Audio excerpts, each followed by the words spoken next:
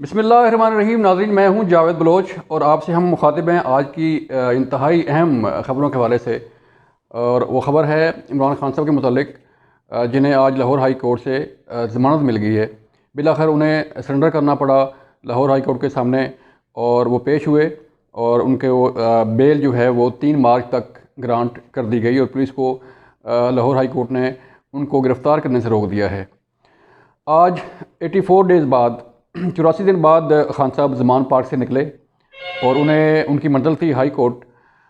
बार बार जो है वो हाई कोर्ट में जब उन्होंने राहदारी ज़मानत जो है वो उसके लिए अप्लाई किया तो लाहौर हाई कोर्ट ने ये शर्त रखी कि खान साहब ख़ुद तशरीफ़ लाएँ, अपने दस्तखत करें, कोर्ट में पेश हों, फिर जो है वो बेल ग्रांट की जाएगी। लेकिन हुआ क्या, खान साहब के वकला ने जो है वो दस्तखत किए बेल पेपर्स पर, लेकिन दस्तखत खान साहब के मैच नहीं हो पा रहे थे। इमरान खान साहब के दस्तखत और थे लेकिन जो पेपर पर दस्तखत किए गए वो और थे।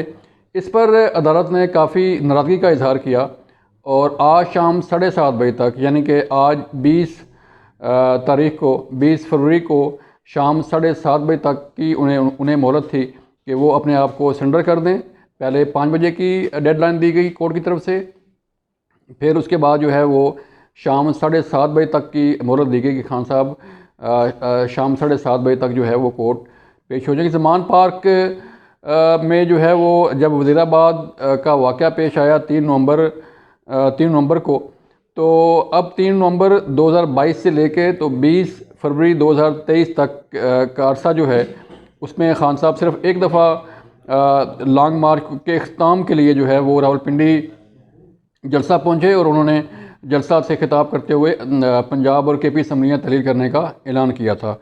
यानी कि 26 नवंबर को खान साहब रावलपिंडी पहुँचे। जब 3 नवंबर का वाक़या हुआ तो ठीक 23 दिन बाद खान साहब जलसा गाह पहुँचे पिंडी और उन्होंने जलसे से खिताब किया और फिर 26 नवंबर से लेके आज 20 फरवरी तक खान साहब ज़मान पार्क में ही रहे अपने उस ज़ख्म की वजह से।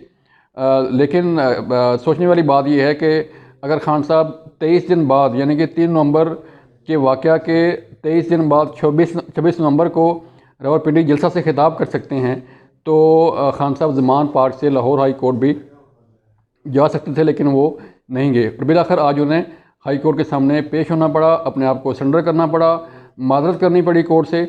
उसके बाद उन्हें जो है बेल ग्रांट की गई। वो बेल जो है वो हिफाजती ज़मानत 3 मार्च तक जो है वो कोर्ट ने ऑर्डर किया है कि पुलिस खान साहब को 3 मार्च तक गिरफ़्तार ना करे। केस था इलेक्शन कमीशन के ख़िलाफ़ एहतजाज के दौरान तोड़ फोड़ का और एंटी टेररिस्ट कोर्ट ने इस्लामाबाद में खान साहब की ज़मानत मनसूख की थी और फिर इमरान खान साहब को लाहौर हाई कोर्ट से रजू करना पड़ा अपनी बेल कराने के लिए। अब जो है वो एक कोर्ट में खान साहब को बेल दी 3 मार्च तक की और फिर दूसरी कोर्ट में जस्टिस तारिक सलीम शेख की कोर्ट में उन्होंने जो दस्तखत किए थे वो मामला था और वहाँ पर खान साहब को माजरत भी करनी पड़ी और कोर्ट ने इंतहाई नाराज़गी का भी इजहार किया। जब मजमा काफ़ी हो गया कोर्ट में तो जस्टिस तारिक सलीम शेख ने काफ़ी नाराज़गी का इजहार करते हुए कहा कि ये अदालत है और अदालती कार्रवाई में खलल ना डाला जाए। लिहाजा उन्होंने वो अपने चमरा में चले गए और ये ऑर्डर किया कि कमरा अदालत जो है वो खाली किया जाए, कम से कम आधा कमरा जो है वो आधी कोर्ट को खाली किया जाए, जिसके बाद वो फिर जो है अपना केस की समाअत करेंगे। खान साहब ने अपनी जो दरख्वास्त ज़मानत थी उसे वापस लिया और इस तरह खान साहब की जो है वो दरख्वास्त ज़मानत और सारी चीज़ें जो केस था वो कोर्ट ने निपटा दिया। यूँ आज जो है वो ये सारा वाक़या पेश आया। पूरा लाहौर, पूरा इस्लामाबाद, कराची, पेशावर से लेके पूरे पाकिस्तान की नज़रें खान साहब पर थीं कि खान साहब आज ज़मान पार्क से निकल रहे हैं। शाम 4 बजे जब वो ज़मान पार्क से निकले तो कारकुनों ने उनका इस्तकबाल किया। डंडा बरदार कारकुन उनके साथ थे, जो तहरीक इंसाफ के बाकी रहनुमा हैं वो उनके साथ थे। एक तरफ खान साहब का ये बहुत बड़ा कन्वाय था और दूसरी तरफ खान जो है वो लाहौर की ट्रैफिक थी और जो ट्रैफिक ब्लॉक रही काफ़ी। और खान साहब की ये ख्वाहिश थी कि पहले उन्होंने ख्वाहिश का इज़हार किया असद उमर साहब के वसादत से और शिबली फराज साहब की, जो उन्होंने प्रेस कॉन्फ्रेंस की कि खान साहब की जो गाड़ी है वो बिल्कुल कोर्ट के सामने तक जानी चाहिए, फिर हम पेश हो सकते हैं। तो अदालत ने मेहरबानी की और ख़ान साहब को उनकी गाड़ी जो है वो पार्किंग तक आने की इजाज़त दी गई। तो इस तरह ख़ान साहब आज जो है वो पेश हुए। लेकिन एक पूरा कन्वॉय था, एक पूरा जुलूस था, एक पूरी कैंपेन थी, जिसे ख़ान साहब अपने साथ लेकर सैकड़ों कारकुनों के साथ जो है वो लाहौर हाई कोर्ट पहुँचे और फिर उनकी बेल हुई। थाना सेक्रेटेरिएट में भी ख़ान साहब के ख़िलाफ़ एक पर्चा है और फिर बेल तो मिल गई 3 मार्च तक। 22 फ़ैब को एक और केस भी है जो बैंकिंग कोर्ट में इस्लामाबाद में चल रहा था, और वो केस है ममनुआ फ़ंडिंग के मुतल्लिक। जो तहरीक इंसाफ की ममनुआ फ़ंडिंग थी, ख़ान साहब के ख़िलाफ़ ये केस बैंकिंग कोर्ट में चल रहा है और बैंकिंग कोर्ट ने भी जो है ख़ान साहब की ज़मानत मुस्तरद कर रखी है। अब 22 नवंबर तक इस्लामाबाद हाई कोर्ट ने 22 फरवरी तक इस्लामाबाद हाई कोर्ट ने मोहलत दे रखी है और उनको बैंकिंग कोर्ट को अगली कार्रवाई से जो है वो रोक रखा है।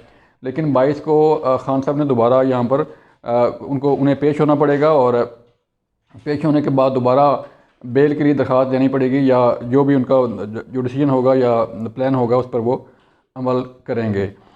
इसके साथ साथ टेरियान वाइट केस भी ज़ेर समाअत है और वो उसकी तारीख़ 1 मार्च को है इस्लामाबाद में, और ख़ान साहब को वहाँ भी अपना पहले उन्होंने जवाब दिया और कोर्ट उन्हें बार बार तलब कर रही है कि कब ख़ान साहब आएंगे और कब जो है वो अपने जो केसेस हैं उनका वो सामना करेंगे।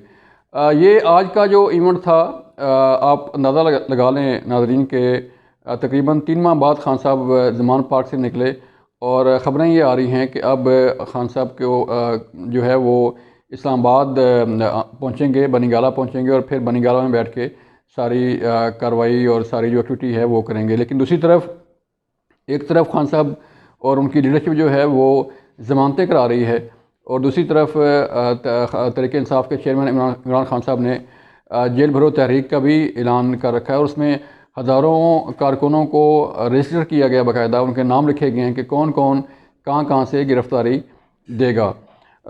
लिहाजा ये तवक्को ना रखी जाए कि लीडरशिप जो है वो गिरफ़्तारियाँ देगी, कारकुनों को गिरफ़्तारियाँ देना होगी और गिरफ़्तारी भी इस तरह दी जाएगी कि पुलिस किसी की ख्वाहिश पे जो है किसी को गिरफ़्तार नहीं करती जब तक कि पाकिस्तान का कानून वायलेट ना किया जाए, कानून की खिलाफ वर्जी ना की जाए, तो उस वक्त तक पुलिस गिरफ़्तार नहीं कर सकती। लेकिन नेक्स्ट वीक जो है आज से कोई 4-5 दिन पहले तक जो है वो बुध तक ख़ान साहब ने ऐलान कर रखा कि हम मुल्क भर में जेल भरो तहरीक का जो है वो आगाज़ करेंगे और ये आगाज़ लाहौर से होगा, पेशावर से होगा, इस्लामाबाद से होगा।